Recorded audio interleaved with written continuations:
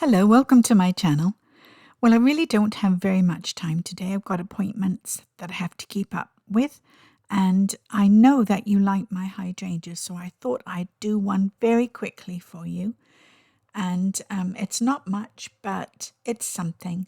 And I did it with pen first and no pencil. I was really brave and did it in pen and put on a watercolor wash. And that was all I did, really. And here's the result. I'm pretty happy with it. I think it looks very natural. And it's got a nice curve to the stem.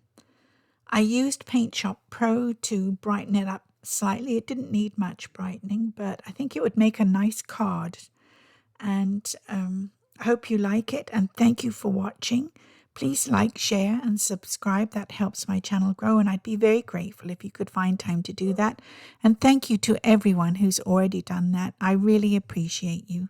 Thank you so much, and I'll see you tomorrow, hopefully with something a little more.